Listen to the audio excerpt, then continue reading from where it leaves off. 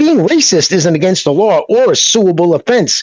What is if you don't fulfill your contractual obligations. That's right. Anything else, feelings don't count. Hey, by the way, sorry.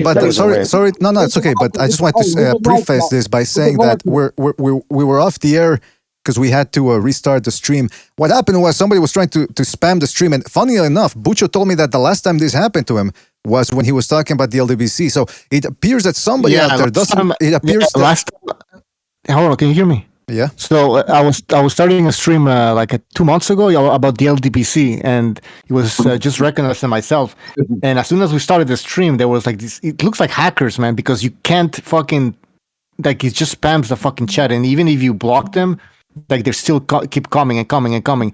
Mm-hmm. And now we're talking about race, and like this happens again. So it must be some black hacker or something. Or, Bucha, why does it have to be Bucha? Why does it have to be black, man? No, but listen, because we're talking about this subject, man. It's probably somebody that doesn't want us to talk about it, so they come in and hack it. But we're gonna restart the stream. They're gonna. We're on the air. We're on the air, Bucha. We're on the air.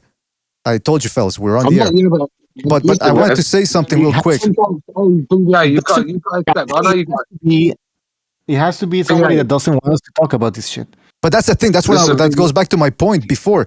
They don't want a dialogue. They don't want us to talk about it. These are female tactics. Hey, I don't like what you're saying. Let me stop it. Let me do something. I mean, come on, fellas. This is female. This is female behavior, and there's nothing wrong with female behavior unless it's coming from a man. Then there's something wrong. Yeah. Yes. Yeah, definitely. I mean, look. Words of violence. I find it mind-blowing. I just couldn't. I can't fathom being a grown-ass man having that sort of time on my hands to shut a conversation down. And look, BDA, sometimes you got to realise that all right, we're in a blame culture and offensive.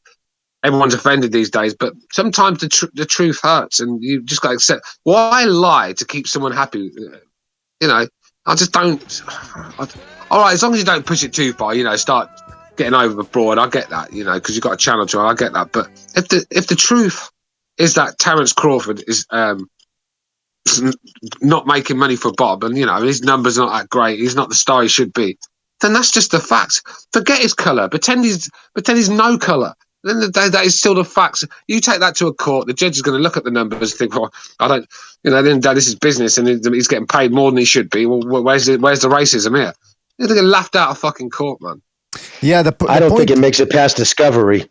Myself, I'd be shocked if it makes it past discovery, the first phase, because I don't think they're gonna have to show you have probable cause to move forward, and they're gonna look at it, and it's all about the contract, about if as long as he fulfilled his contractual obligations, all that rest of that flowery word bullshit is that, and they won't move forward.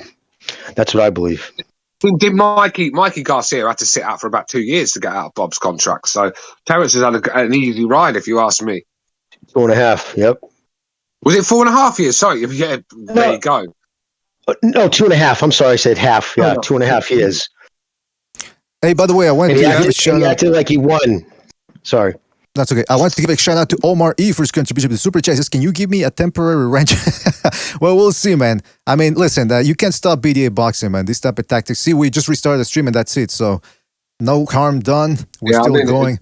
Yeah, pathetic, man. Pathetic. Yeah, well, what do you want? I mean, some people, like I said, female type energy, it amounted to zilch. So they're throwing spams up. You said they're spamming the chat, so they just keeps automatically. They probably have a program where it'll just keep firing them off. Well, they tried, but it didn't work, as you can see. I mean, now, I wanted to. This is laughable, mate. Whoever you are, you go to find yourself a life somewhere. There might be one in the corner. Go get yourself a bit of pussy. Stu, I think you're asking. Get a fucking job for a start. Stu, you're asking go and be somebody in life.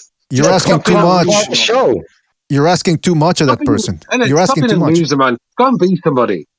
Stu, you're asking. Call the show. Hold on. Tell us what we're saying is wrong. You're asking too much of that person. Come on. Now listen.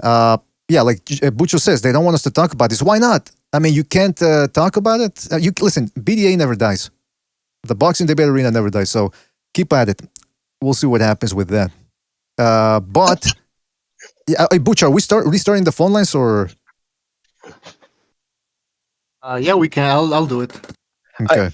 My thing is, if they're so confident on what they're saying is true, then they should have no problem calling in and making us look stupid. That's all. They don't want to do that. They don't want to do that. Takes too much work to do that. You actually have to know how to speak properly and dialogue. You have to have a brain to do that. Right. So yeah, man. So listen, this Shakur Stevenson Valdez fight might end up happening, and so that throws another monkey wrench on the whole narrative that no, they're keeping him away from Stevenson because he's black. How could can I just ask you, BDA? Isn't that, if you were Stevenson, wouldn't you take that as an offense? You mean it's not the fact that I've worked on my craft to the point I've got one of the best, probably the best jab in the division, and they're avoiding me because of my talent? Exactly. Wait a minute. You have to bypass all my blood, sweat, and tears and say because I have melanin?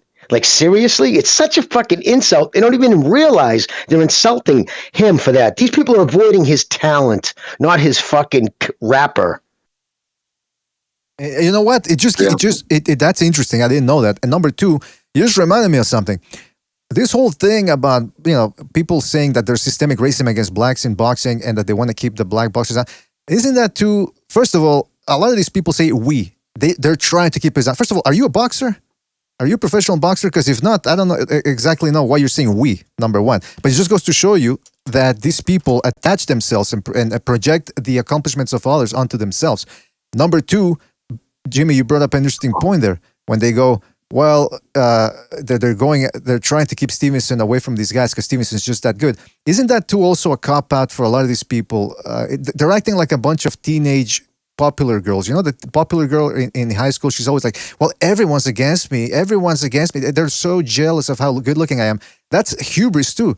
That's egomania. A lot of these people, that's how they act. They think, their argument is, man, black people are so awesome and so talented. Everybody's jealous of them and they just have to keep them down.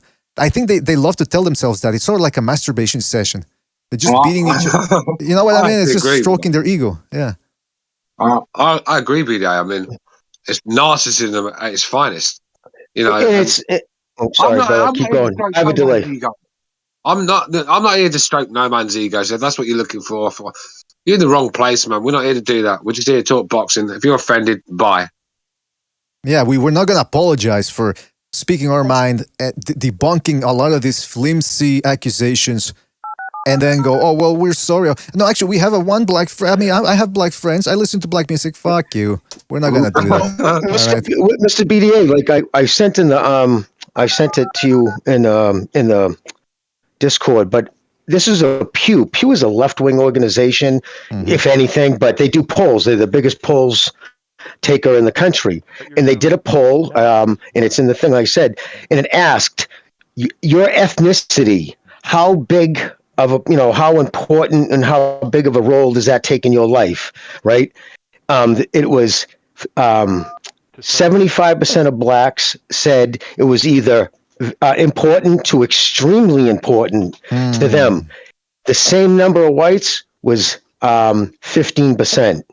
So you see, culturally, see the difference? White people just don't think about race like that. We just don't. We don't tie everything to it. Some people say because we didn't have to, but that's what's ever. I've been around long enough to know this generation hasn't been oppressed or marginalized, because oppressed and marginalized people can't go out and talk about it like that, because if they were oppressed, they would be brutalized. It's ridiculous. And it's just for clicks. The people are pushing it. Maybe they don't like Malinaji. And like you said, it's just a nefarious way to take somebody down. Try to manipulate his words, conflate what he says, and then just bombard him with it. And you get it to the point where you can't even if you try to defend it, well, now it's just a racist trying to defend what he's saying. So it's just... It's also sad. It's really also sad. There's a lot of low self-esteem with a lot of these people. That's why they can't face their own faults. It has to be racism. There's no other way. It has to be. And then when you ask them, hey, what you got any examples? Well, no. All of a sudden it becomes very ambiguous things. Like, well, I felt like what this person said was racist. Well, I think you feel. Why don't you find some real proof? Pull yourself up by your bootstraps and actually do a little work to find that out, man. Don't just start saying, I don't know, there's schizophrenia. It's very schizophrenic. By the way, the phone lines are open. Yeah. The phone lines are open, so if you want to call in. The other dude, she should called in the other night. I mean, he had a lot to say about it too, right? There was a couple of kids who had stuff to say and that didn't get finished. So if they have complaints, they should call in. Absolutely. Call in, man. Call in, let us know. It's like I said, open platform over here. You want to call in, and we'll hear out we'll hear you out. We won't hang up on you unless you're crazy and won't stop talking or you're blabbering on. But for the most part, we'll listen to what you have to say. And listen, we're open-minded. We could be wrong in certain aspects as well. So we're willing to hear what people have to say. I want to say, too, BDA, you say all the time, too, nobody's denying there's not racist assholes, not racist fans who say some horrible shit. But the true act of racism is judging a man for his skin color, which is an immutable characteristic that he can't change, but instantly painting him a certain way. That's true racism. You know what I mean? Like, I just say, okay, fine. I'm sure there's fans that are racist. Of course there is. It's human nature. We're never going to get rid of that. Whatever. What I'm saying is show us the incidents. Point to a specific incident, how that was an incident of racism that cost that person, whatever. Right. That's all. And by the way, we got a phone call here. That's an excellent point, Jimmy. Let me just real quick, let's go to a phone call here, see if everything's working. Hold on a second. 612, you're on the air. 612, what's on your mind? Hey guys, can you hear me? Yes, indeed. Tin Man, what's up, man? Tin Man. What's up? Happy Sunday, everyone. Nice to hear Stu back after a long time. So I was just listening to this other podcast the other day, and they were making a case for why Terence Crawford has a good case for him. I'd like to know the panel's opinion on this. The first point is, so there was an interview that Bob Arum gave with, I think, Marcos Villegas, and he said that he killed the Pacquiao fight because he cared for Pacquiao. So there he caused Terence Crawford immense loss. And the second part is the racial bias is Tyson Fury also cost Bob Arum a lot of money, and he apparently paid more to Teofimo and Lomachenko for that fight which happened in empty arena, which they say could have lost him a lot of money, but he didn't speak out against them, and he spoke out only against Crawford. So these are the two main points that he think, and they also brought up the Rigondeaux point, that after he beat Tonito Donaire, that he started to speak ill about Rigondeaux, that Rigondeaux doesn't sell fights. So these are the 3 points, major points that they brought up to show racial bias. I just want to know this panel's opinion. Thanks everyone. Thank you, Tin Man. Jimmy, go ahead, man. All right. I was going to say, I want Tin Man, good call as always, brother. First off, Steve Kim, has the inside as well as anyone in this, and you think it's no surprise, well, this is all going on within days of this whole thing with Terence Crawford, they're going after Steve Kim, because Steve Kim says he doesn't give a fuck, especially now where he has stuff going on in other aspects of his life. He's not going to be that dude, right? So he's going to say how he feels, and that's just how it is. And he has been staying all along because he knows he was training at Wildcard. He talks to those guys on a daily basis. Pacquiao did not want that fight. It was not going to happen. And I believe, again, now this part is just my opinion. I believe Bob was just protecting a guy he was still promoting at the time in Pacquiao. Like, didn't want to say, oh, he didn't want the fight. But like Steve is adamant. He's like, Pacquiao didn't want the fight, did not want to fight Crawford. Obviously, he didn't want to fight Crawford. He's not stupid. So everybody's trying to blame, Bob could say whatever he wanted to say. You know what I mean? I'm sure it'll come out in court. I don't know if it's subpoena Pac. I mean, that'd be a mess. And I had a second thing. What was the other one he said? That Lomachenko-Lopez, I think they got paid more. Something he said they get paid more than Crawford, I think, even though there was no audience. Is that what he said? No, that's not true. That's not true at all. Yeah, no. He gets $3.5 million guaranteed. Lomachenko and Lopez. I don't know what they get. Oh, what they get for that? Oh, maybe for that particular fight, did they make something extra off that? I don't know, but I know guaranteed purse. No, he's one of the highest paid outside of heavyweights. Listen, he was paid very well. So, I mean, the only thing they're going to be able to go after him about is fights. Like if he in his contract that Bob was supposed to provide 2 fights every year, right? And say he only had 1 in 2020. Now, Bob, I don't know, Bob could turn around and say, that's why I gave him extra money, went from fucking, up to $6 million for Porter. Who knows? It's all going to be, and I'm sure Bob has it all written out. Mm-hmm. But I just want to say, I think that one of the reasons going after Steve Kim again with that bullshit narrative is to take the teeth, because he's one of the guys who's going to be honest off the rip, where you're going to see guys like that Dan dude who'll just fucking mouth the narrative and actually push it along because he'll ride the crest wave of it. Right. But that's why I said, So, that's my point. That's why I said it's dangerous to do that, because they could turn it against him at any point, because the standards change. They're only allowing certain groups to enact this privilege of freedom of speech, but then they're going to take it away from them once these people become useless to them. And by the way, I'm asking Tinman what he meant by that. Let's go to a phone call here. We got somebody calling in. Let's go ahead and take this call. 678. You're on the air. 678. What's on your mind? Yes, just to go on what Jimmy just talked about. Some people get the privilege to a freedom of speech, and some don't. And the specific point that I'm talking about is over there on Boxing Ego, like y'all talked earlier. Jimmy posted a tweet. I think it was about how many views the Isaac Davis fight made, I believe, and I think he got a reply from, was it Espinosa or Elderby? Leonard. It was from Espinosa. Espinosa said they sold more than that on the electronic buys, LOL. But yet when I asked him, right, okay, but why don't you post the fucking pay-per-views? He went silent. Exactly. You asked a very legitimate question. They posted many other numbers. You were curious about those numbers, like we should know them. And I remember in Boxing Ego, I remember that episode. He was calling that somehow racist that you were asking that, and that's just the lowest of the low when it comes to any kind of debate or context. Yeah. So yeah. I appreciate that, brother. Thank you. Yeah, man. Anything else you want to say before we move on? No, thank you, guys. Thank you, man. Thank you for your call. I just want to really appreciate it, man. I want to say something about that, because some people are saying that that Bob Arum kept Crawford away. Now, Steve Kim says that. Now, I think it was Thunderdome. I want to talk to him again, or I don't know if he's listening. Somebody can get him to come on to it, because I think he has proof or another version of it that, or I don't know if it was Thunderdome. Somebody said that Pacquiao did win the fight. Now, MMA Champ just sent me this on the Discord, and I think it's a different video where it intimates or suggests that maybe it says Bomac admits Terence Crawford did not sign the Pacquiao fight. All right, but that could be that he didn't sign it because they never sent them anything or something. I don't know. I haven't heard this clip before, so let's hear what they have to say. What Bomac said regarding the fight. It's a 35-second clip, and it's on MMA Champ's channel. So go check it out.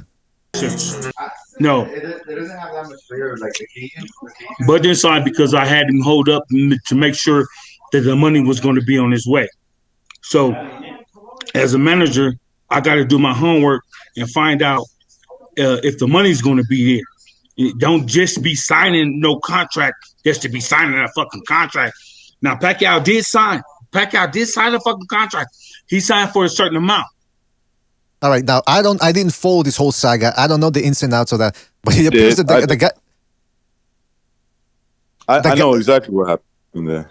All right, but I want to hear your version. But so right now, what we're hearing from Bomac, who's again the trainer, he's not the manager. I don't think he's not the promoter. He's saying that he told Pacquiao not to sign it. I mean, Crawford not to sign it. He told his fighter, Terence Crawford, not to sign it, and that Pacquiao did. So what's going on here? Recognize you got anything to add to that? Or? Oh, okay. You got to remember. Like 2017, I want to say, Bob Arum was on camera saying that his fight scouts do not like that matchup, Pacquiao versus Crawford, and meaning they didn't like that matchup for Crawford, not Pacquiao. That's a fact. He said that on video. You can just look it up. Whoa. He then switched to Pacquiao doesn't want to fight him.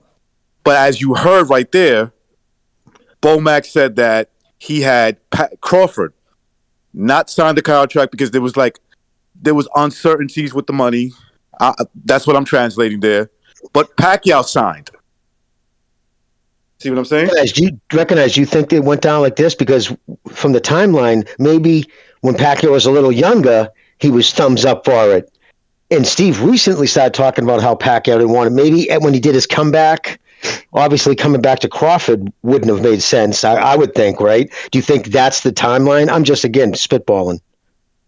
Well, look, the time, like I said, what Bomac's talking about could have been early, could have been recently, right?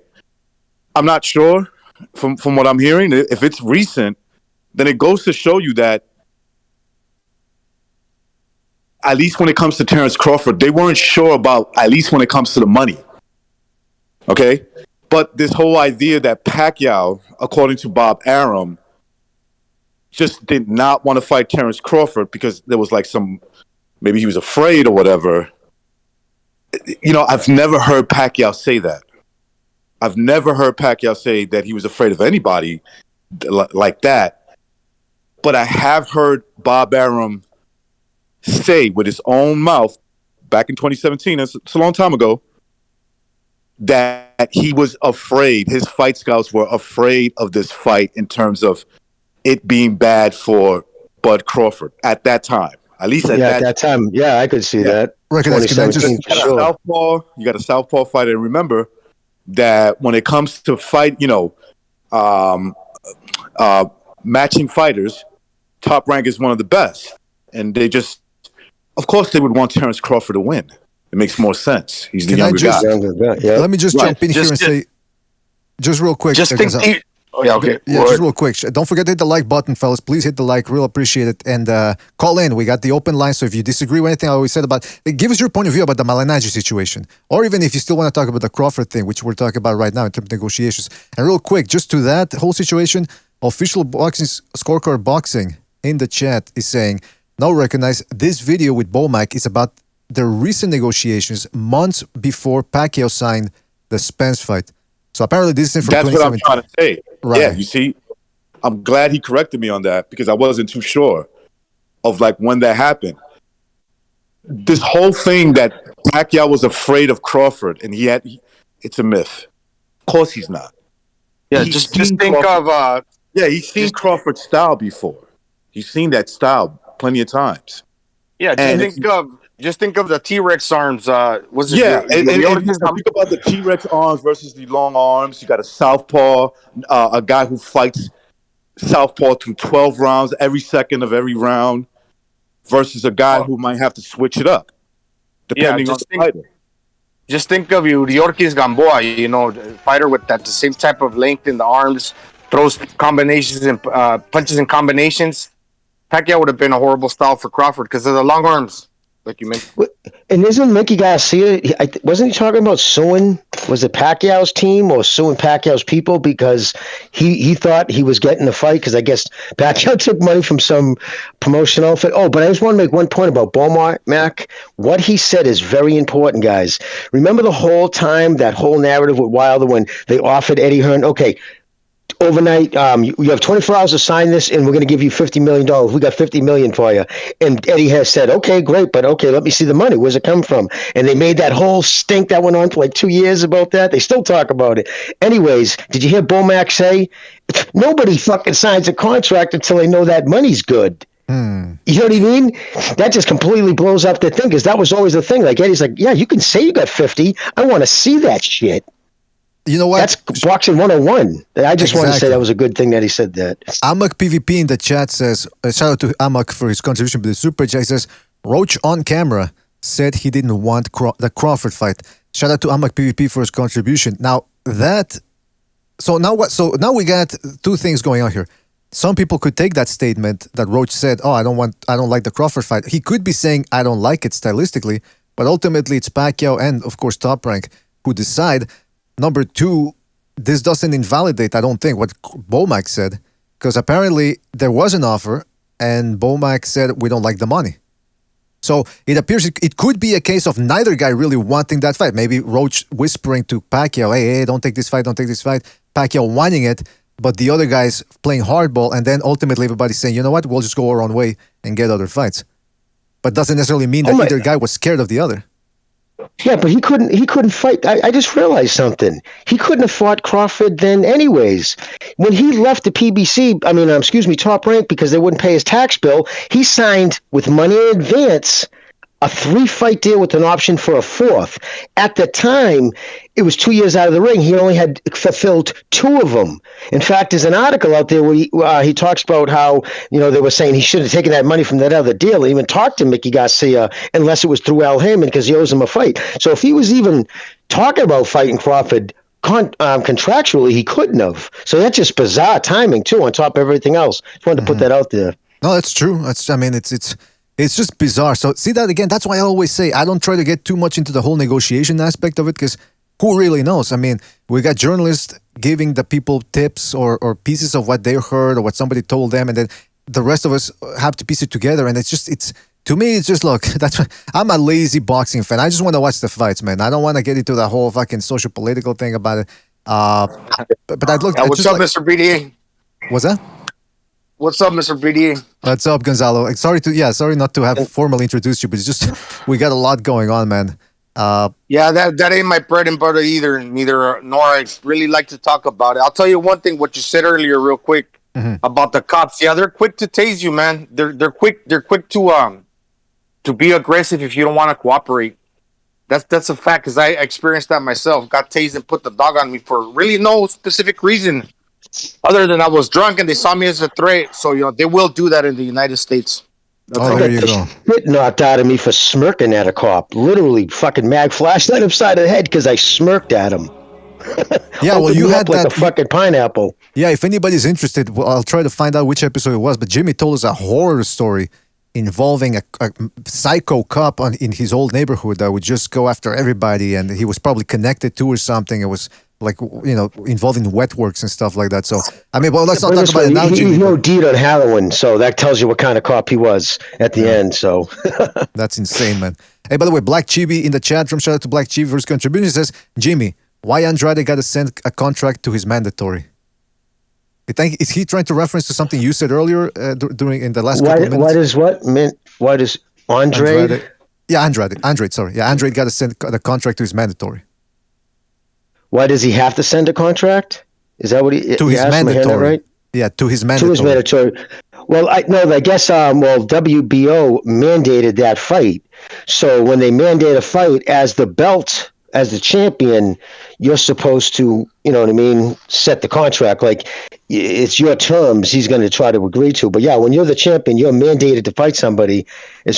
As I know it, you're under obligation to send out the contract. But what I heard he's probably going to drop that 160 belt to go up to 168 to chase Canelo up there. So who knows? That's what I'm hearing. Because listen, honestly, it's a business decision, which doesn't look good for him, but that kid is a very tough out, right?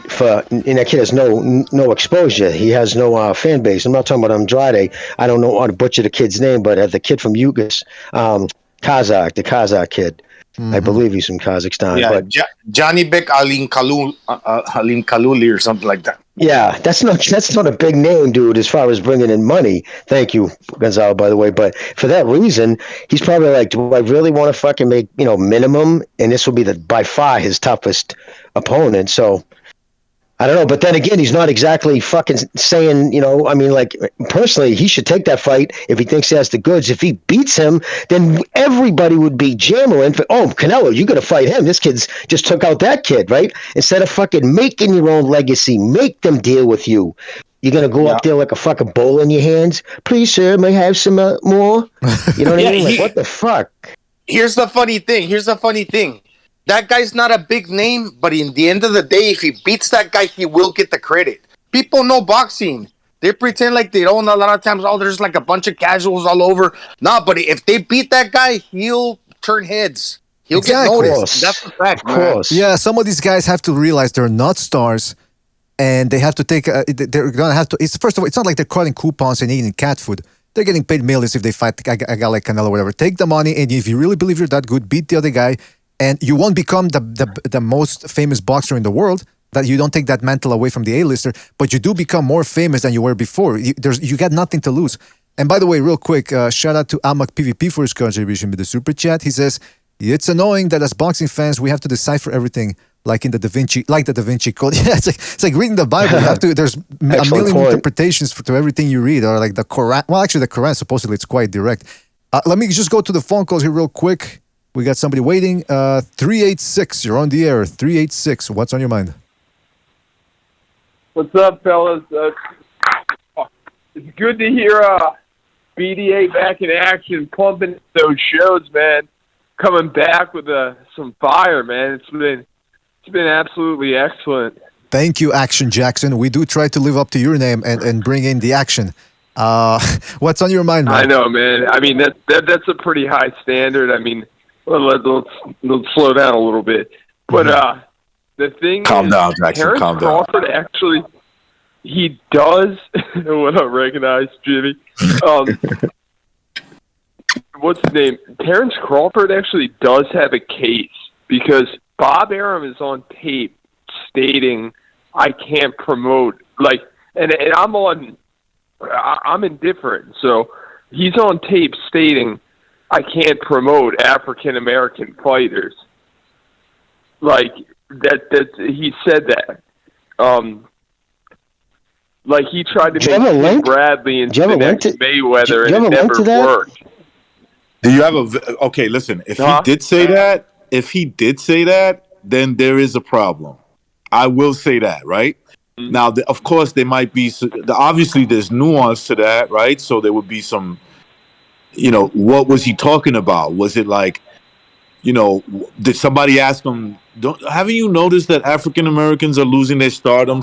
Outside of Floyd Mayweather, and maybe he delved into that. Say, listen, man, it's been hard for me lately to promote this generations of African Americans. Now, if he said something like that, maybe there's a case where he won't be liable for what he said. But if he just said straight out, I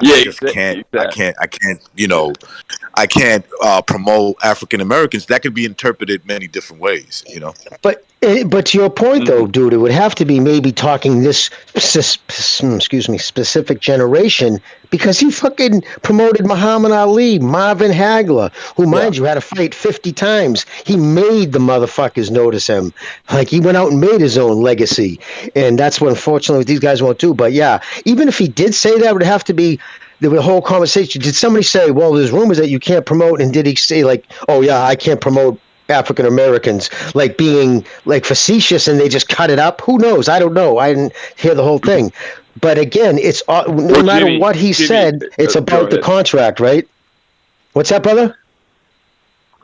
So Jimmy, you're spot on everything you're saying. What he said, and he said this a couple different times, is that African, so this is quote unquote, that African American style is not a crowd pleasing style, and it's hard to promote. And he said a couple things like that probably 5 times. And the only way to make a case for that is, like you said, it would have to be material. So they'd have to show numbers significantly. Yeah, and like you said, the past generations, he started with Muhammad Ali. So, it's going to be hard, but if you can prove that if the pay-per-view numbers dropped with, Crawford and all these guys, when he was saying those statements, there could be a case. Okay, well, that's interesting. See, now that to me, well, go ahead, Jimmy. Say. I was going to say, what they're also going to do just to prove that how bad that. I'm sure they're going back and he's going to have legal teams grabbing all the talk off Twitter, the headlines after the Postel fight. Remember the crowd's reaction? Everybody, dude, across the board was negative about his performance and how bad that was. I mean, at some point, the judge is going to see that evidence, and is he going to say, well, you don't think that had something to do with your later pay-per-view numbers? That was literally one of the worst fights I've ever saw in my life. Yeah. Thank you. Well, listen, Jackson. That was such a bad fight, man. Yeah, that was so boring.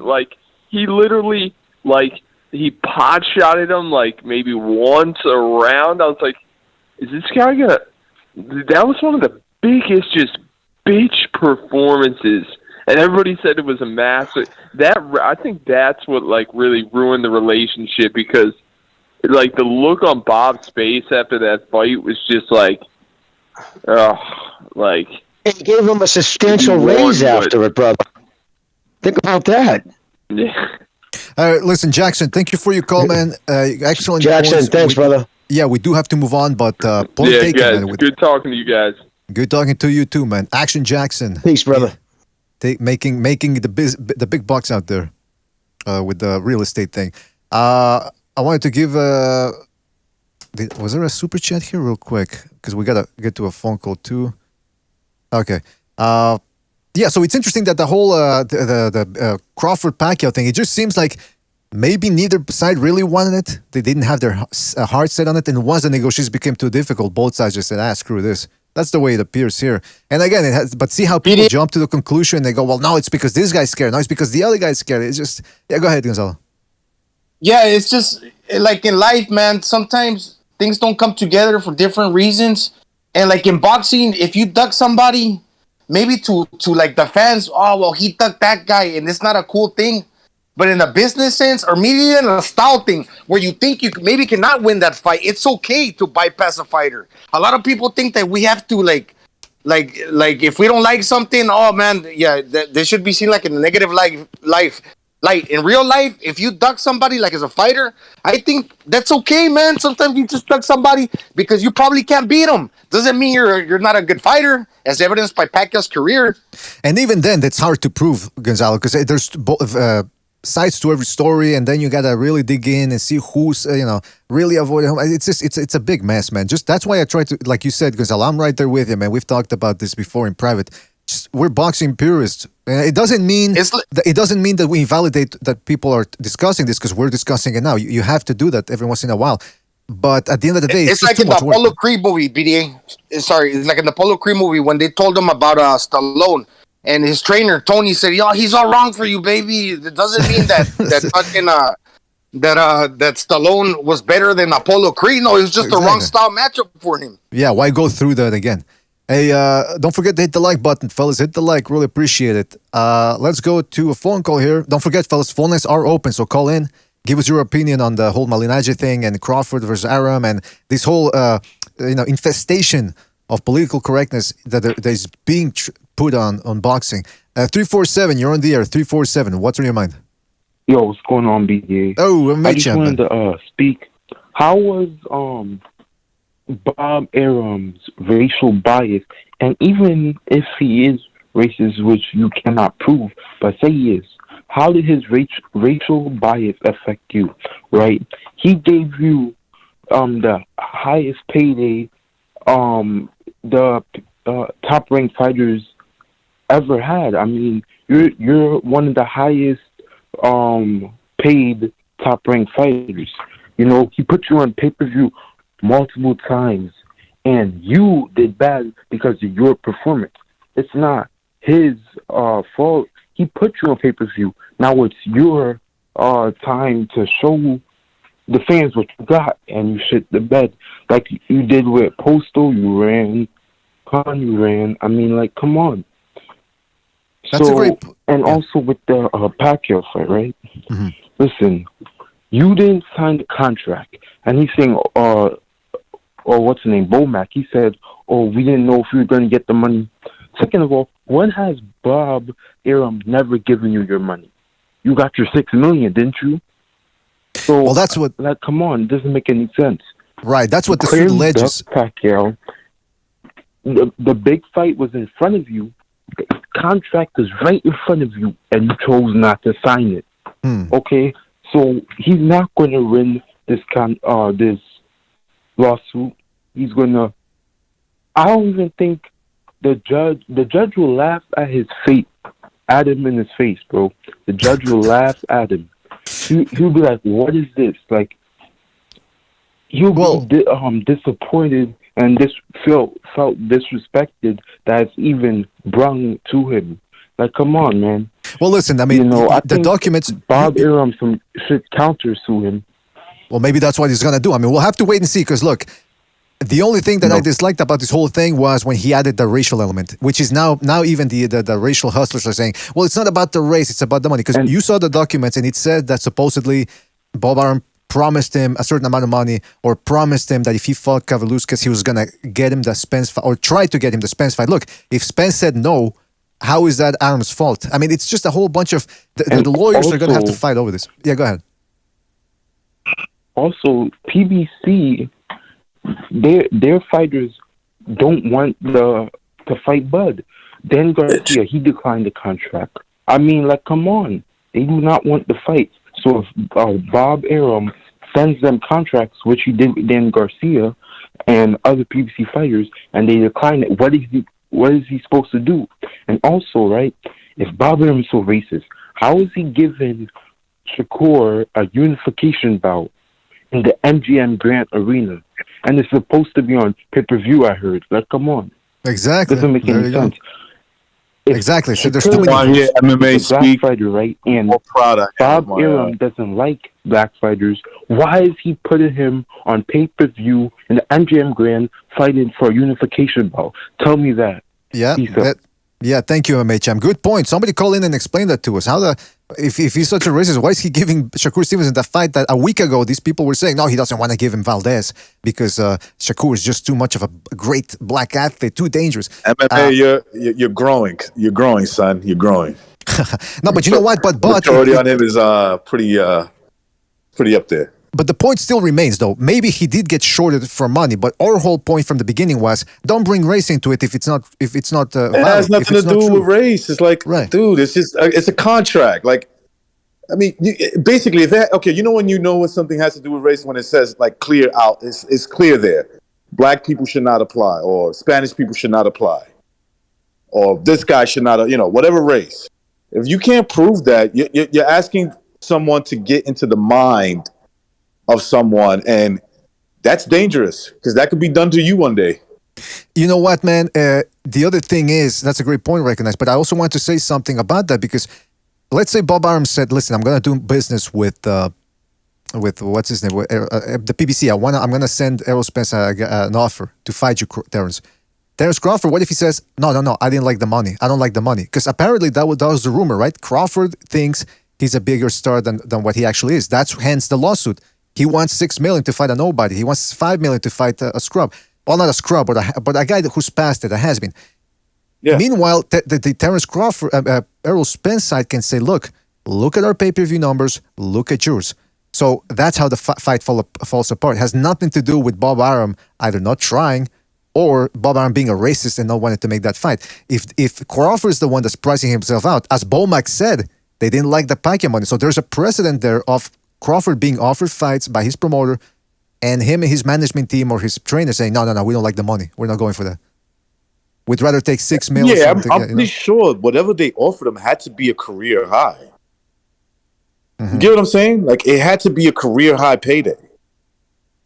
That's right. Against an aging fighter, an aging star, a guy you more likely have a much better chance of beating.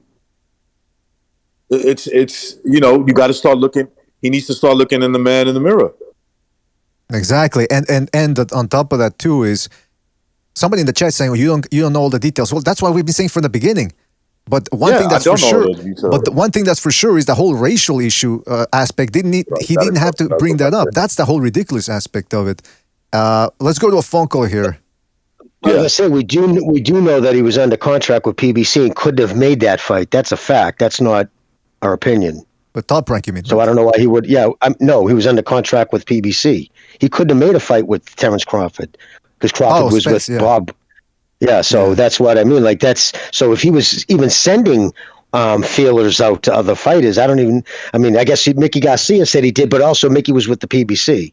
Right. But anyways, that's the fact. Thing, though, that I do agree that, look, if he's taking him to court for money withheld, that's what these promoters do. Don King used to do it to everybody. I'm pretty sure, again, I'm speculating here, but I'm pretty sure that Matchroom does it, the BBC does it, Bob Arum's probably been doing it since he's been around. That's what these people do. And you know how they do it? They do it through creative bookkeeping. So if they do go to court, Top Rank can open up the books and say, no, look, the money just wasn't there and blah, blah, blah. I mean, it's just, they're like Hollywood. They hide money all over the place. It's insane.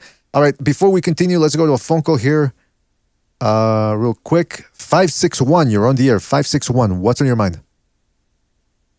Yo, I was just going to comment on what MMA said about the whole, this Black TV, by the way.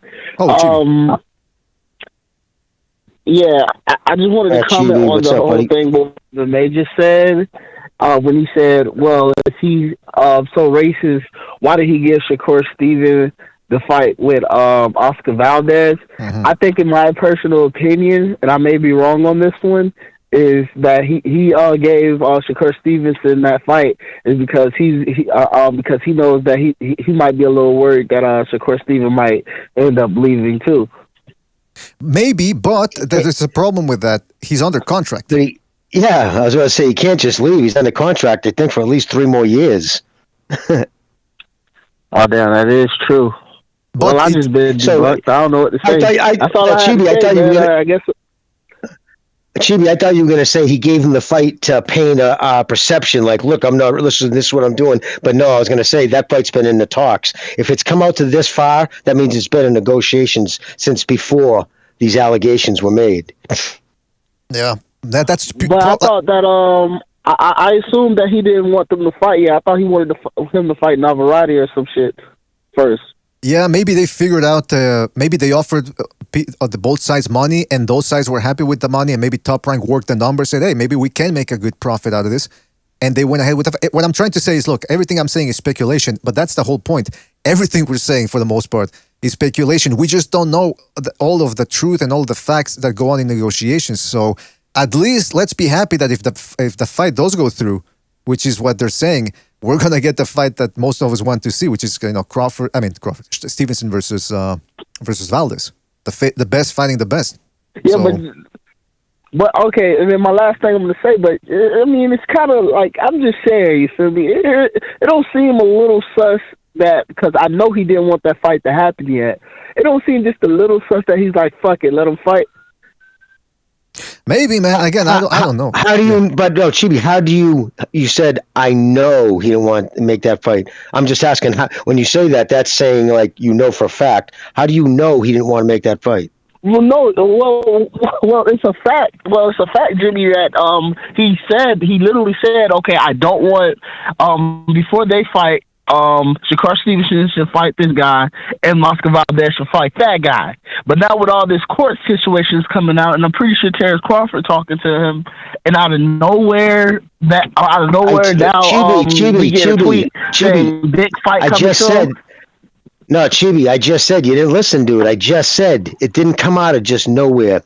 If they're releasing that part to the press, to Michael Benson, that it's very close, that didn't just happen in the last couple of days. This has been going on for weeks, long before these allegations by Crawford. Jimmy, what does that have to do with him? I know. Right? So he's being accused. He's being accused of being racist. Has nothing to do with Shakur Stevenson signing to fight Oscar Valdez. Maybe, let's say if he was a racist. Let's give the benefit of the doubt and say he was a racist. If I'm a judge, I'm not going to say, oh, but you signed Shakur Stevenson and Valdez, so therefore you're not a racist. That doesn't make no sense. The point is, when you look for racism, you will make up shit. You start making up things in your head. Valdez versus Shakur Stevenson doesn't confirm he's not a racist. If he was, what I'm saying is, if he was sabotaging Terrence Crawford's career. Okay, if he was sabotaging Terrence Crawford's career because he's a black dude, right? To me, if I'm a judge, right? Bob Arum can't come up to me and say, well, I signed Shakur Stevenson and Valdez. I'll be like, that has nothing to do with the allegation. Well, you said made up in their head, and sometimes they have to hire black Nigerians. I'm pretty sure that when it came to that fight with the Shakur Stevenson and Oscar Valdez fight, I'm pretty sure that this fight been talked about for years. Okay, I'm not saying, like, I'm pretty sure they've been talking about this since when it was in 130. But what I'm saying is, it seems like this. Look, and I may be tripping, but it seems like this. The paper was always on the table, but now it just came into tuition. That's all I'm saying. It's just mad sus. It takes a long time, dude, to do a contract with a fight. Listen, it's back and forths. This money, the fucking size of the ring. Recognize, you know what I'm saying? Yeah, that takes a long time. Paul Stevenson just beat. I'm forgetting that dude's name already. Herring. But he just had a fight. Okay, Herring. Yep. Yeah. So he just had a fight. I'm not shocked at all. This is reaching. I'm reaching for an excuse. to say, there it is. Because again, like I said, I hope I make myself clear. Just because he signed Shakur, I'm assuming he's a racist. Okay, this is hypothetical. You're being accused of being racist, and let's say you have evidence to show me that Bob Arum is a racist. I'm not going to say because he signed Shakur Stevenson versus Oscar Valdez. Therefore, the accusation is no. It's not a what's the word? It's not a fact, right? Let's just, for lack of a better word, right? That wouldn't sway my opinion if you had evidence that he was a racist. Exactly. It has to be no. Okay, we're gonna just go ahead because listen, we all know for a fact that Bob Arum is racist. The only color he sees is green. Only thing that I am just saying, it's just. That's true there. If we can take racism out of all this, when it comes to black and white and everything, it just seems like more of a thing. Like I said, I honestly don't think that fight was supposed to happen yet. I think that he still wanted to prolong that fight before he milked the fight first before he did let him fight. But then when this case come up, and then Terrence Crawford's going to be in his ear because let's face it, Shakur Stevenson is going to be his next biggest star now. So he don't want to afford to lose Shakur Stevenson on this. So then it seems like he's like, okay, Shakur Stevenson, I'm going to give you what you want before this all go out of hand. And that's just what it looks like. But to that point, though, Top Rank, you can tell that they go, listen, you, and that's what they've been accused of, by the way, that they're not fair to their fighters. In that if a fighter doesn't like something, they'll go, well, too bad. You got to. I mean, look at the whole Lopez situation. Top Rank was in the right there. Like you said, they're probably working on the numbers to see what's the bigger fight or the biggest fight that they can make. And by the way, the Navarrete fight, I don't even think it would have been possible because apparently not in the chat, and I don't know if it's true or not. He says Navarrete isn't even with Top Rank anymore. So well, there you go. So you see, maybe if it's true, people are jumping the gun. Like for instance, right? The reason why I said Shakur Stevenson getting a fight with Oscar Valdez will not prove whether Bob Arum is racist or not, right? It's not going to prove it either way. The reason why, because there's a track record of him promoting Shakur Stevenson with good fights. His last fight was Jamel Herring. So maybe he likes, I hope you guys understand what I'm trying to say. I'm giving them the benefit of the doubt that he's a fucking I get what racist. you're saying. Yeah. I get what you're saying. Okay, that's what I'm saying. Your point of, I find it suspicious. I find that crazy. That's like crazy talk for me. That's insane. How would that prove he's not? You get what I'm saying? Right. Like I said, the only color that Bob Arum sees is green. But all I'm saying, it just seems as though, like, I don't feel like I said, these are just feelings over facts. I don't look at all my facts here. I just thought when I had seen it on YouTube announced, I just thought it was mad sus that fight was announced after all this shit happened because he didn't want. He was saying that they should fight somebody else and then fight each other. That's all I was saying. He's already gotten Shakur Stevenson a big fight. He's already has Jamel Herring, so he has a track record of getting him the best fights he can make. So it's not a shocker that he's going to fight Oscar Valdez when you tell me his last fight was Jamel Herring. That's not a shocker. Therefore, I can never use. I find this ironic because people with logical sense would say, "You're reaching, bro. You're reaching for something." That's what. Well, listen. At the end of the day, at the end of the day, we're getting the fight. At the end of the day, we're getting the fight, or probably it's looking good. It's looking good. So let's be happy with that, man. I mean, it's everything else is just speculation. Yeah, man. And I was going to say Navarrete, too, just to put it out there. Navarrete did cut ties. Oh, never mind. Chibi, we got to move on to another phone call, man, but because there's people waiting. No, I was going to say, man, you guys have, y'all boys have a good day. I'm still listening and whatnot. I was just asking questions. No, it's okay, man. Yeah, you bring up. Have a good one, bro. Yeah, let's bring up whatever you want, man. You too. There's no problem. Take it easy, Chibi. See you on Friday, maybe, if you do the open lines Friday. Yeah. All right, take it easy, man. All right. I was going to say Navarreti's doing the free agency thing where, like, it's actually beneficial for Bob too, not under contract because he's not contractually obligated for every fight. So basically, he's a free agent, but he'll still do Bob fights. You know what I mean? Mm-hmm. He didn't part on any bad ways. He's just at that level now where he can promote himself. Like, he's got the name, the belts, so he's going to go out on his own. Bob can still do a fight, but he's not obligated. That's why Bob's really quick to, like, in Heyman contracts, you make so much money, he has you for another year. You fucking win a title, he has you for another. I mean, it's crazy how it all works out with him. Like, Bob doesn't do that because he understands I could just make as much money without having to deal with all the bullshit. Interesting, yeah. Okay, well, see, that's man, it's a whole saga when we get to that. Let's go to 470. 470, you're on the air. What's on your mind? Hey, what's going on, guys? So I've been, I guess, following the back and forth on this and listening to both sides, and I think it comes down to there's an inherent conflict here, right? So the thing is, this is where the racial divide comes in, right? Mm-hmm. The black boxing fans and the black fighters, they view the kind of slick boxing style as synonymous with with being of a black racial background, right? So, and I do believe that Bob Arum is very skeptical of the ability of that style to actually sell.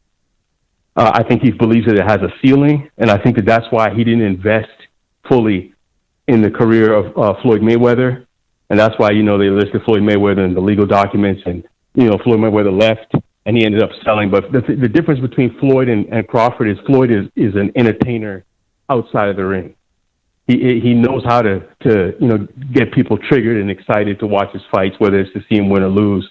So I think but the thing is, in law, though, there is a concept of disparate impact, where if you have a policy or a law and it can be shown that it has an impact on a minority group, in this case, black people, I think this is where they're going with the legal case, is they're going to say, well, you have a policy here where you don't think that this style of boxing is appealing, so you're not investing into it, right? And I think that that's the reason why he didn't make the Pacquiao fight with Crawford. I think Bob Arum thinks that there's a ceiling on Bud Crawford's popularity based on his style in the boxing ring. And you saw this. Caller, I can say I think you make an excellent points, Caller, but I got to say that's not Crawford's style, though. The style that he's talking about is more the Floyd style, more towards that, or the Andrade style. You know what I mean? That's not really this. He did during post though, but he's fighting totally different now. He's more of a seek and destroy, taking big shots to give shots. So like that, I could see if he fought in that style, then you could say yeah. But that's my point. Right. So if you watch Crawford, unless you're a boxing fan, unless I'm speaking for the casual observer. If you watch Crawford's fights, I just, even Floyd Mayweather, even him as well. Well, you just said it was different, but let's just stick with Crawford. If you watch his fights as a casual boxing fan, it's just not exciting. And I think Bob Arum knows that, and I think that that's the reason why he just doesn't see the guy. He doesn't see him as worthwhile to have him beat Pacquiao and to beat all these other guys in the stable, or to fully invest in his career, because it's just not. He doesn't think that he doesn't see this guy as a guy who's going to be selling millions of pay-per-views. And I think that's the conflict. And you hear this all the time in the YouTube with the LDBC. You know what I mean? The black boxing fans. See, any black boxing fans view any slight or any kind of criticism of this style as an attack on black fighters. And then everybody, whether it's a white dude or Mexican people or whoever, they just view it as attack on the style. Yeah, and so that's the conflict we see here in boxing. That's my assessment of the issue. I can see the whole Crawford not being entertaining thing from the point of view of a casual boxing fan. Although it could go the other way. Some of the build-up to his knockouts are entertaining. It's not like Wilder, where he's not throwing shots for 7 rounds and then finally connects with something.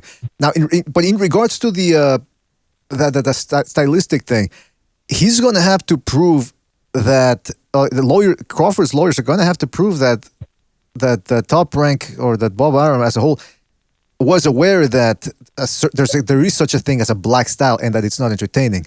They're going to have to prove that. And how do you like Jimmy said, maybe they can establish that Crawford didn't have that type of style.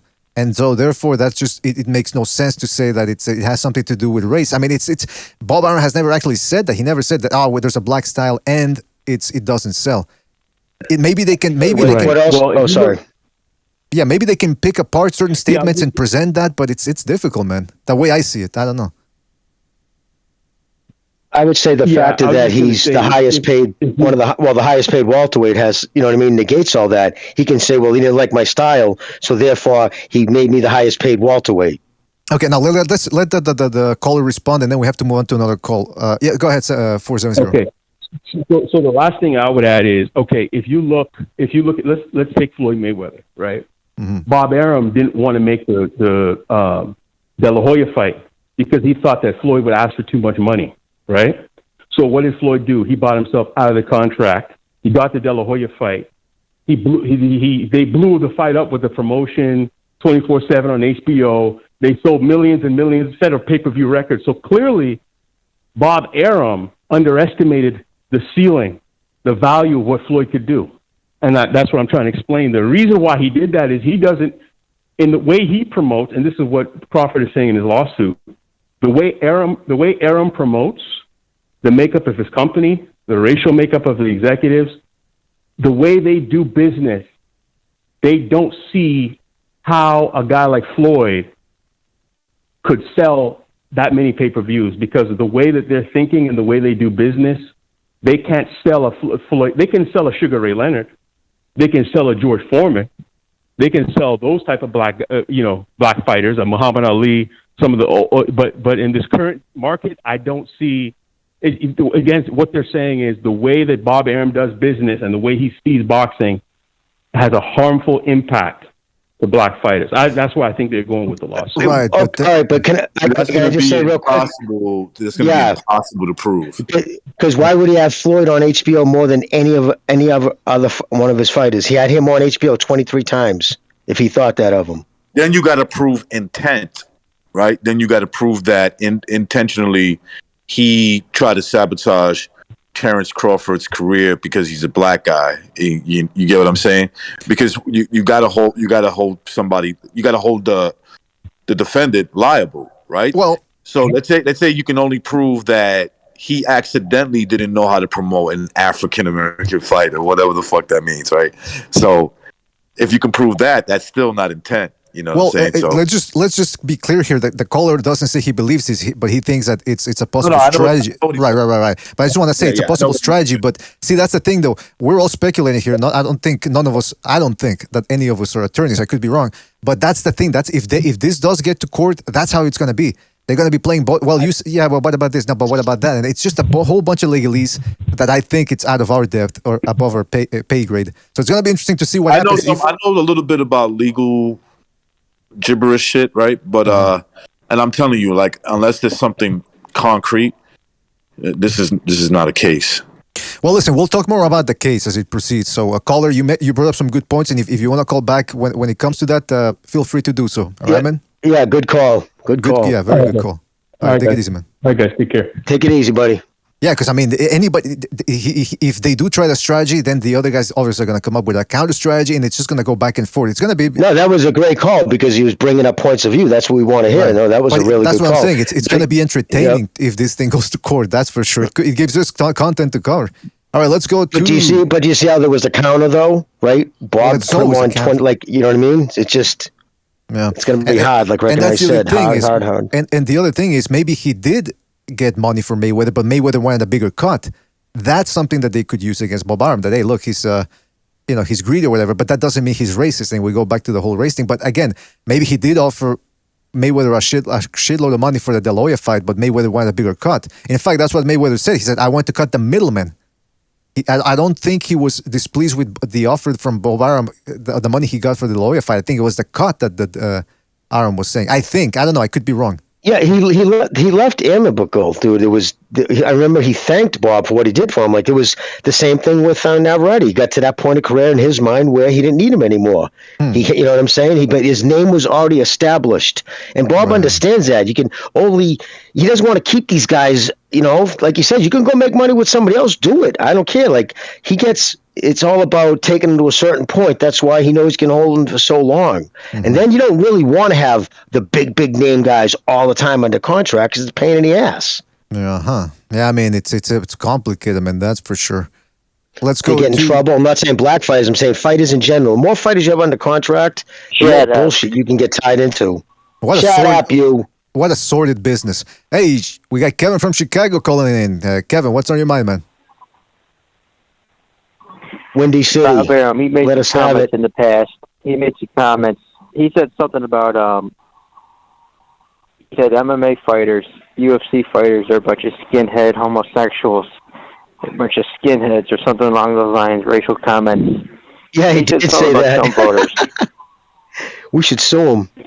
So he hates white people. He made a bunch of comments in the past, and none were disparaging of certain groups. Only of one group. This group that's acceptable to be disparaging of. So that's not surprising. The problem with Crawford is the dude has the personality of a stale board. The dude's just boring. He got no charisma. He can't sell a fight. He's just boring, monotone. No personality, no hype around a fight. That's what it comes down to. I mean, he's a great fighter, but he doesn't get the masses interested. Only the hardcore boxing fans know who Terrence Crawford is. No casuals know who Terrence Crawford is. And that's the problem. As far as the fights this weekend, you know what I heard? I heard some British dude over there. I forget it. Hawkins, his name is, I think. Oh, Anthony Yard. He's right in the line to fight Joe Smith. He was talking about that. He's like, he's right there. These British dudes just think they're entitled. They always think they're entitled to a title shot and always entitled to a big fight. This dude's beat nobody. His other big fight, he got knocked out by Kovalev. And for whatever reason, these dudes just think they're entitled to these world title fights. Smith had to go through hell to get that title. Look at his resume. Really impressive resume. Pantera, Hopkins. What did you think of his performance? He had to go through Bivol. What's that? What did you think of his performance? It was good performance, working like performance. I mean, he didn't pop out at me. But all right, listen, Kevin, you didn't like. I'm surprised. Yeah, I'm surprised you didn't like the Smith fight. But I mean, he was lethargic in there. That's for sure. So hopefully, maybe I don't know if the wars are taking their toll on him or the style he has. But yeah, man. I mean, we'll see what happens with him, man. But we do have what he's supposed to do. He did what? Yeah, exactly. He did what he's supposed to do. Well, listen, Kevin, we do have to move on, man. But thank you for your call and call back next time, right, man? Yeah, you thought he looked lethargic too, BDA? Take it easy, man. That's interesting. Yeah, no, I thought he looked well. I mean, I think that with the style from Jafar too, with the high guard, Smith wasn't getting through as much as he wanted it, and that's why you would see him at some point. He was just throwing arm punches in there, because the guard was. Do you see his mouth moving? Whose mouth? Yeah, his like you could actually almost see him counting. I'll tell you, I think I agree 100%. Look, it would come out looking like a thing. He's thinking too much in there. Did it look like he was fighting instinctively, or did it look like he was searching for something? Almost like, okay, we worked on this in the gym. It's almost like he's trying to implement stuff that I got to reuse this, and then he's trying to do it. It's like it's not instinctively, is what I wanted to say. I didn't mean to cut you off, but finish what you were saying.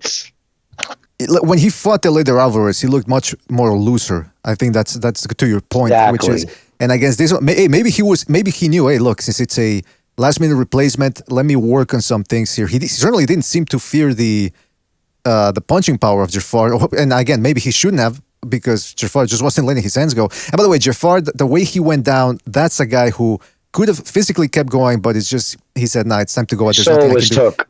Yeah. But it's interesting because this type of fella, supposedly he was an amateur standout and all that, and then you see him as a professional, it just didn't work out. And why? It's because of that mentality. He might have the physical acumen to be able to do so, but mentally it's not there. And that's why it was interesting too when he was in there with Kevin Cunningham, his trainer. And at some point he said he wanted to bring up a shoulder thing, and Kevin goes, "Man, I don't want to hear that." It's like he just dismissed it. I know. He just dismissed it. Right. Goes in my shoulder. Yeah, I don't want to hear that shit. It's almost like he knew, man, I already know the mentality of this guy, that he's going to look for out. He's always trying to check out. He's always looking a way to check out. Yeah.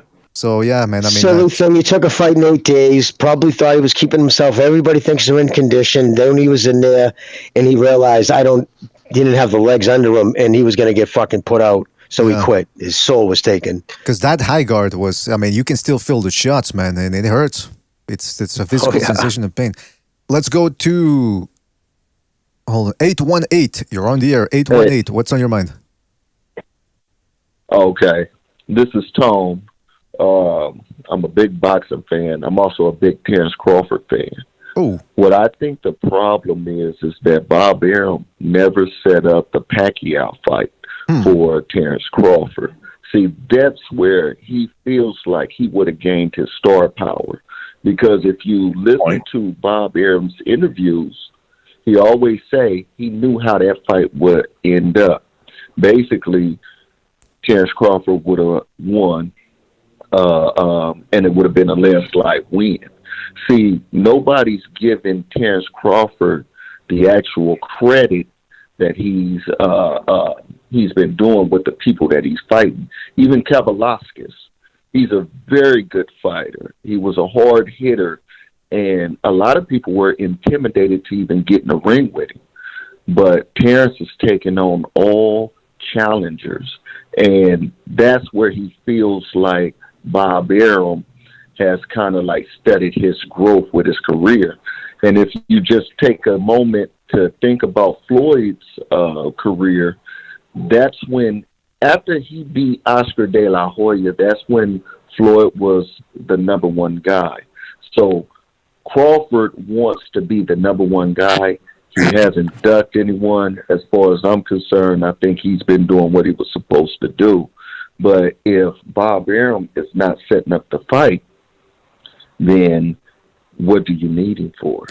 Well, that's an interesting point, man, and I can see where you're coming from. The problem is, and this is why I'm interested to see what happens if this gets to court, because somebody just sent us a video during the show where you can see Bomac saying, yeah, we did receive an offer to fight Pacquiao, but we didn't sign it because we weren't happy with the money. So, I mean, if they play that in court, they're going to go, well, we offered him the fight and they turned it down. So, see, that's the whole point of the whole trial thing. Crawford is arguing that, A, he didn't get paid the money he deserved, or that was promised to him, and then B, of course, he said that that's because of racism. But then they're going to bring up videos and articles, and it's just, this whole thing seems like a mess. And I actually wouldn't be surprised if maybe somebody puts the kibosh on it before he gets to court, like Jimmy said, or maybe even Top Rank says, you know what, we don't even actually want to go through this. Just give him a little bit more money and have him walk away from it. I mean, I don't know. It's just, it's a big mess. You know, and then if he sued him for fiduciary responsibility, like not fulfilling his contract, like what he just said, say if that was the case, right? Then take him to court for that. Say I'm suing him because he didn't fulfill his contractual obligations. I just don't think he did himself any favors. He's too good. And brother, I'm like all the way. I've been saying all the way how good Crawford was. Nobody gave him credit for unifying 140, right? BDA? I have been. So I'm just so disappointed he went this way because I think he's been coerced by people around him who don't have his best interest in heart. That's my opinion. Caller? Yeah. Well, I understand why he did it. I just, now, do I 100% agree with it? I can't say that I do. Mm-hmm. But I do understand why he did it. And what you guys got to realize is that there is a little bit of bias when it comes into boxing, because some of the things that the other fighters get away with, African-American fighter would never get away with that type of stuff. So it's always like, listen, I give Tyson Fury his props because he beat Deontay Wilder, right? But here's the thing. I always questioned his gloves. I just kept looking at his gloves, and his gloves, it's almost like you're fighting with bare knuckles. And so nothing changed between the first fight and the last fight. The only thing that changed was Deontay Wilder had got he gained a little bit more weight. But Tyson Fury gloves was still the same. So he's going to have the same injuries. He's going to have the same outcome because you're pretty much beating him with bare knuckles. Now, if Deontay Wilder would have paired up with Floyd Mayweather, that's one thing that Floyd Mayweather's team would have did, was they would have checked all the gloves. They would have made sure all the proper testing was done, and it's no way that you can call a person a cheater. So in my opinion, I think that Terrence Crawford should team up with Floyd and just further his career from now. Well, can I just say, I don't think that's a good idea based on how Floyd can't afford him. Floyd wouldn't be able to afford Terrence Crawford and the kind of paydays he's looking for. Second of all, it would have not mattered if Floyd was there. Those were legal gloves. They're legal by the Nevada State Athletic Commission. They're legal everywhere. So it would have. And Wilder were the same ones, right? Yeah, they would have looked at Floyd and said, Floyd, unless you got some proof that there's something wrong with the glove itself, step off, and it's gonna go through. Remember, he wore the same type of gloves. That's Wilder. Yeah, exactly. Wilder ended up breaking his hands because he's not used to that. He's not used to wearing where there's little paddings to protect his hand. Life is not fair. Tyson Fury was born a bigger man than where it counts. Everywhere where it counts in fighting, bigger cranium, bigger arms, bigger hands. The most important thing, much bigger hands than Wilder. That's just called life, bro. Well, listen. No, I don't think so though. Because if you just sit back and look at it, just go pay attention to the gloves. If I have bigger, stronger hands than my opponent, right? If I have bigger, stronger hands, and the name of the game is punching each other until one quits, you would say that, that's I'm just more naturally gifted when it comes to that. Hey, I have better tools than you. I hate to interrupt, but we do have to move on to another call, and we're getting to the whole glove thing now. Which if you want more have him information, call again. Yeah, call back at another time, Tone, because you brought up some interesting points as well, which make for interesting discussion. So good call. Thanks for calling, Tone. Call back next time, right, man? Oh yeah, no problem. Thanks for having me. Thank you, man. Yeah. All right, brother. Yeah, because the whole glove thing, we're going to spend another. I know how this goes. We're going to go exactly. Yeah. I know what Recognize is saying. He's talking about. Yeah, I understand what Recognize is saying. I think he misunderstood you, Recognize. Maybe, man. Maybe. Let's go to 914. You're on the air. 914. What's on your mind? Hi, BJ. Richie from Manhattan. Oh, Richie from Manhattan. What's on your mind, man? I wanted to direct this question more to Jimmy, and let the other guys can chime in on this. On the Jafar's fight last night, did he come in with a prevent defense that he was not going to throw any punches because his gloves way above his head, and when he could get off, it took him 3 extra feet to get the punch off? He didn't want to fight. I think the kid he fought, Smith, he knew he only had 8 days of real training, which is a joke. So I think he was going to try to almost incorporate some kind of rope-a-dope where he would try to take majority of the punches. But Joe Smith punches so hard, like when he hit him my shoulder, that was all from getting hit in the arms. I just didn't like Joe Smith's. I think he's thinking too much in there. If he just fought off instinct, I think you would see more. I think he would be more violent. You know what I mean? I think that's what he needs to do. He didn't even need to hang around in there that long with that dude. You know what I mean? Did you see Bivol's fight against Joe Smith when Bivol beat him? He outboxed his head, and he would do it again a second time, I think. Yeah, he's just too slow with his feet. And I mean, you got to love Joe Smith. I mean, just the story of him and stuff. You know what I mean? But so you said you're from Manhattan? Is that what they said, Rich? Yeah. Oh, okay. Have you called before? You've called before, right? Yeah, I've called many times. Yeah, that's why I thought I recognized. Okay, brother. So yeah, that's my thing on that. I think that's why, if that was the question, why you can ask these guys, but I think that's why he held that kind of, unless that's how he fights all the time, which would be odd for a standout in the amateurs, because it's not conducive to amateur style. It's hard to get his arms off for a punch when you keep your hands up that high and you've got to move back to cock your arm for a punch. Yeah, man. And you can't put anything behind him either. Anyways, BDA, sorry to cut you off. No, it's okay. Richie, anything else you want to say before we move on? No, who's the guy that's fighting next weekend? There's a bantamweight, I believe, or a featherweight. Gary Russell Jr. Gary Russell Jr. Yeah, what's the deal with him? Is this guy fighting any good? His name is Mayorkas or something like that? Magayo or Magsayo. He seems all right, man. You should look him up. Yeah, he's all right. He's decent. It's probably the best fight he's had in a while, I would say. How many years has this guy been champion? Well, going on his 7th. He's the longest reigning champion in boxing. He's 7 years champion with 5 title defenses. Yeah, it's insane. By the way, he blamed the press for that the other day. Touches? Yeah, I blame the press too. Touches in these fights? Listen, Magsayo, that's his name, Magsayo, the guy he's fighting. He's a Filipino. He's the guy that scored he scored perhaps the knockout of the year. I don't think it was officially the knockout of the year, but when he fought Julio Ceja, it was a back and forth on which undercard. So this guy's got heart. I don't think he's going in there to lie down. It's going to be interesting. Also on the undercard, watch out for Nayam Bayar, the Mongolian who gave Gary Russell Jr. a very tough fight. He's going to be taking on Victor Pasillas, who at some point was a guy, well, this goes way back to, I think, 2011. He was supposed to be the next big thing, and then his career just stalled. And then, this is the one I'm interested in. Subriel Matías is going to be taking on the only guy to ever beat him, or I think the last guy to beat him, Petros Ananian. Remember, this happened. The only guy that beat him. Yeah. Oh, that's it. Yeah, Matías. That loss was after Matías killed Dayashev or whatever his name is. So that could have had something to do with the loss. Usually fighters are traumatized after they kill somebody in the ring and they just don't let their hands go. And also now he's taking on an Ananian. So it's gonna be an interesting card, man. Richie, I think you should watch out for that one, man. It's a good one. Oh, I'm gonna definitely watch the fight. Yeah, definitely.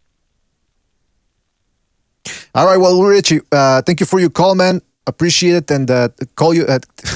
We'll take you next. We'll see you on the next one, right, man? I'm fumbling over here. What the fuck? Okay. Yeah, you're gonna say we'll call you the next time. Yeah, all right. Take it seriously. Yeah, I was gonna say we'll call you. It's like why we're gonna? That's a.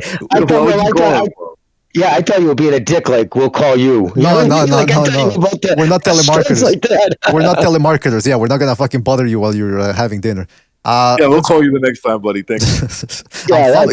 We'll call you. You don't call us. I thought you were being No, I wasn't being a wise ass. But it's just because I'm getting tired and I'm hungry too. I need nutrients, so I'm starting to fumble and stumble over here. Let's go to another glycemic. No, I'm not, man. Let's go to 301. You're on the air, 301. And by the way, 301. There's a lot of background noise, so maybe if you can go to a quieter place, that will be better for everybody. Yeah, my bad. Sounds like a big dude. Better? Yeah, that's better, man. Yep. Okay. Yeah, sorry. I was just watching something. I wasn't expecting to. I just called in, literally right now, because you guys are talking about the next card, the Russell card, and particularly the Anyanyan Matías fight. This is a rematch. Holy shit. I just watched that first fight. I'm so excited for this. Honestly, Matías is he's the most underrated boxer. Entertainment value-wise, I think, to watch right now. This guy is just he's like a god of war, man. He just moves forward no matter what. He just moves forward with that shell and just brings it every fucking fight. This guy is just on the war path. Mm-hmm. He has an energy, and the way he ends all his fights, he does that little jogging thing. He's like an anime character. He's ridiculous. He's just ridiculous. They always have hidden gems down in those little classes, man. If you look. Yeah. No, I think he can bring a fight to anybody. This guy, he doesn't get discouraged no matter what. Ananyan was hitting with everything. He was hitting him low. He was hitting him with uppercuts. He was hitting him clean, man. This guy just like kept his chin tucked and just moved forward. He's like a throwback fighter. He reminds me, like, honestly, of like watching like Carmen Basilio or something, you know, a guy who just like walked forward with his face drooping off. You know, like yeah, he's got heart. And you know what? You brought up Matias, who is Puerto Rican and who is a guy that goes out there and just, man, when he fought Jambalaya too, that's what I call the guy, Jambaya or whatever his name was. He took everything he had and just outworked him and wore him out and psychologically made him quit. And it reminds me of the other guy that fought last night, another Puerto Rican, Supernova. And I know that's not his real name, but that's what I call him, Supernova. Who also, by the way, just like Matias, dyes his follicles, whether it's on the head or the beard. And he's another guy that fights like Matias. So a lot of Puerto Rico, man, I think they might be on their way to a comeback here with some of these decent fighters. All action. Another Afro. Puerto Rico.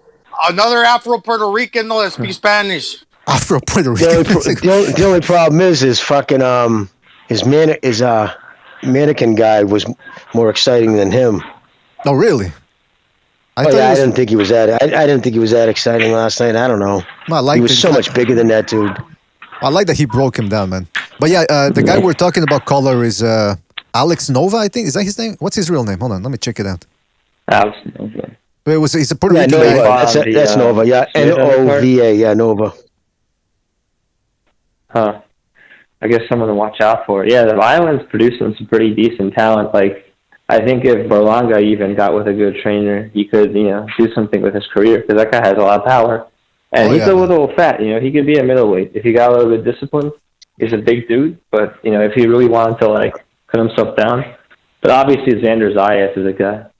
But I gotta watch out for this Nova guy, apparently. There you go. There you go. He's the man. Xander Zayas. He's Puerto Rico's next. I personally, he's going to be like the next Trinidad, I think. Yeah. Well, listen, thank you for your call. Yeah, but his feet are much better. Yeah. Yeah. I mean, it's a whole different. What? No, I'm just saying, it's the different skill sets right there, man. Listen. Yeah, I was talking popularity. For sure. 301, we got to move on, but thank you for your call and call back next time, right? Yeah. Thanks for the call. Yeah, I can't wait for this fight next week. All right. Absolutely, man. We'll cover it, man. Take it easy. Let's go to... Sound like a blues singer. Let's go to 661. You're on the air. 661. What's on your mind? Yo, good show. I just wanted to call to talk about the title of the video and Paulie Malignaggi, that just goes to show why Terrence Crawford is even making the lawsuit, because he sees how Black Lives Matter raised $1 billion, right? And all these race hustlers that are, making all this money. But even Colin Kaepernick, the dude said that what do you say? Football practice is like slavery. Did you hear about that? I haven't followed that Kaepernick thing in a long time, no. Yeah. Yeah, he made a statement that the football training is like similar to slavery, right? So when you have these people who are making hundreds of millions to throw a ball around complaining, you're never going to win. Paulie Malignaggi is somebody who followed the black culture. He had his dreads, his cornrows, his hat to the side. He did, he showed love to the culture. But once you disagree with evil people, they'll turn on you like a snake, right? So the only solution is to just pack their bags up and ship them back to Africa or something. Oh, come on. Now, wait a minute. See, now brother, you're making such good points. Let me tell you. And then you go ahead and drop that. Yeah, man. I think he's doing it on purpose at this point. I think he comes in there with a good point, and then he just drops that one.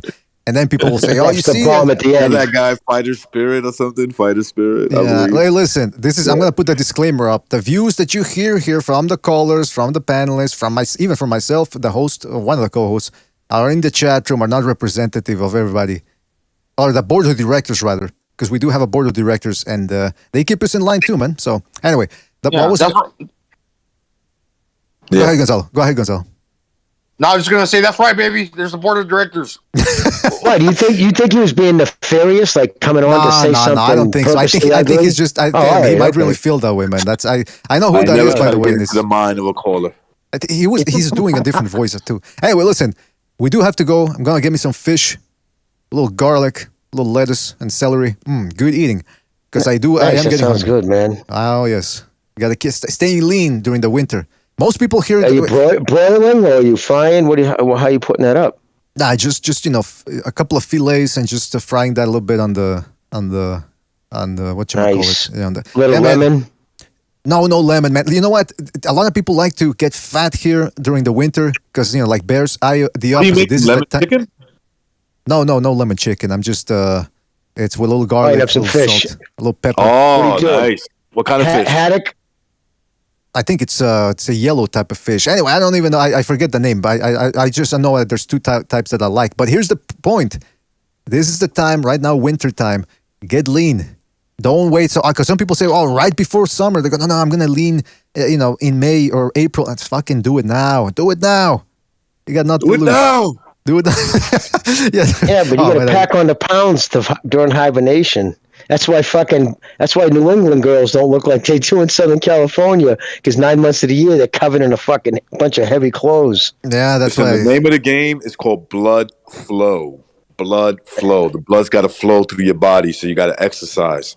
Even if it's like, even if it's like running for like, I don't know, 20 minutes. Give yourself like 20 minutes. Just run. You know.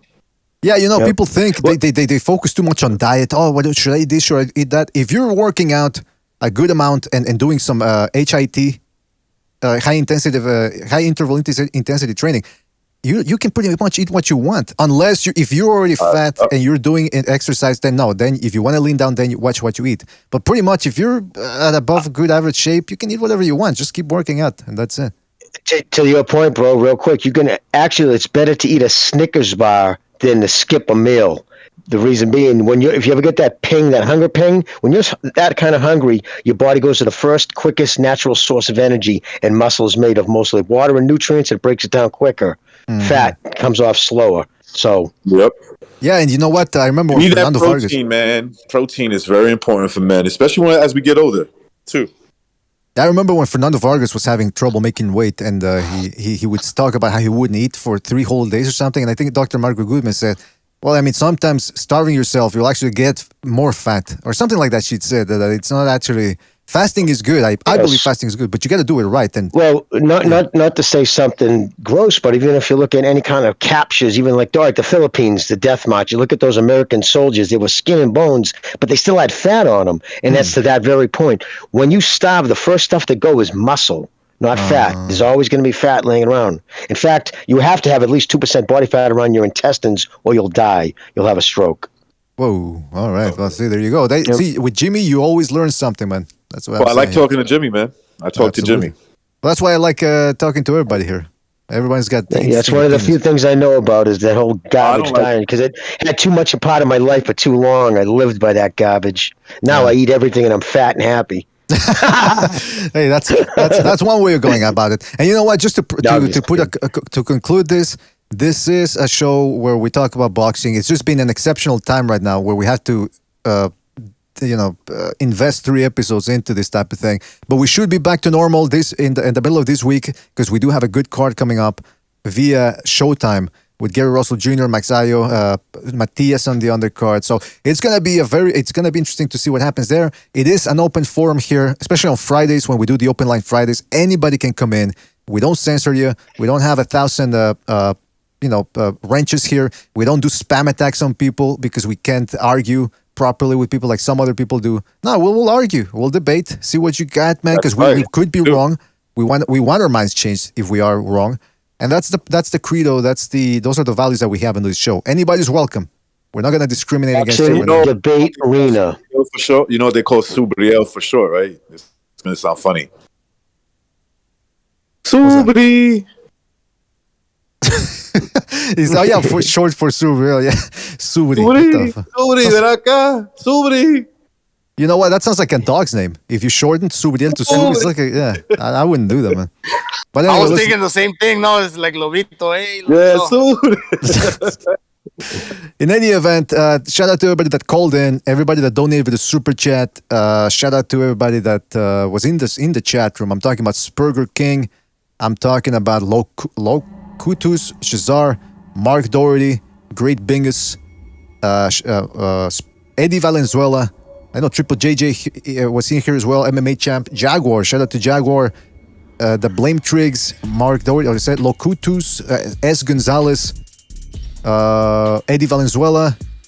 Man, there's a lot of the same people here. Kevin Gilgore. Oh, hey, Kevin from Chicago was in the chat as well. Beast Mode Warrior. Best Boxing Talk. And many more people. And of course, the panelists. Shout out to MMA, man. MMA is winning, bro. He's like growing.